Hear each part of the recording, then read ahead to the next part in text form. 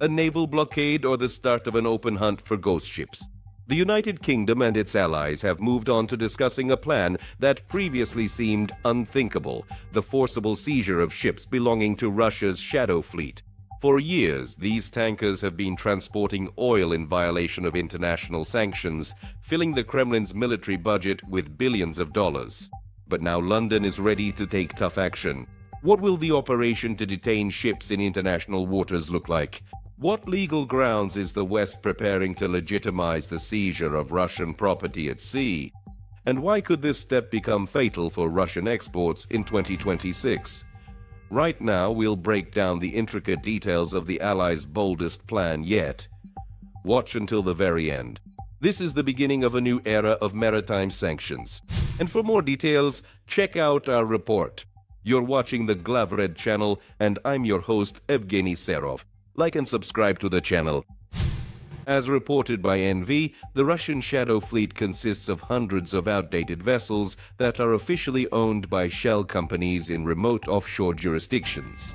They operate without Western insurance, often turn off their transponders to become invisible to radar, and carry out dangerous ship-to-ship oil transfers right in the middle of the ocean. The British government is emphasizing that these tankers are not just a tool for circumventing international sanctions, they are environmental time bombs. Most of these vessels are currently in a deplorable and dangerous technical condition. London plans to use the environmental factor and violations of maritime safety regulations as its primary legal leverage.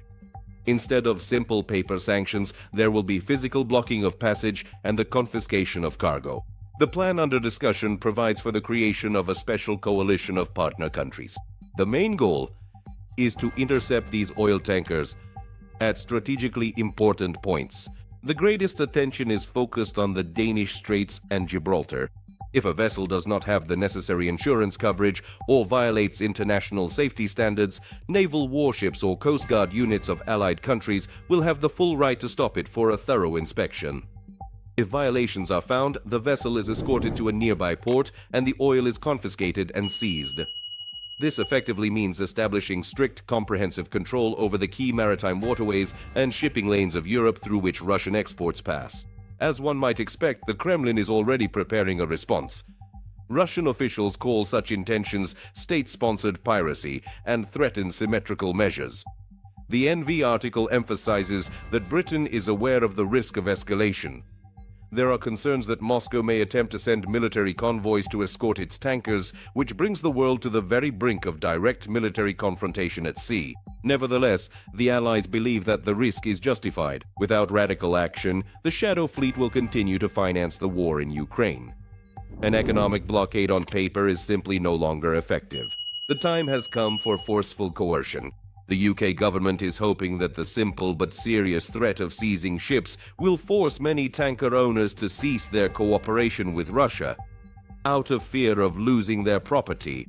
What do you think? Will the UK actually dare to carry out real forceful detentions of ships, or will this remain just a form of psychological pressure? And to what lengths might Russia go in its attempts to safeguard its vital oil traffic?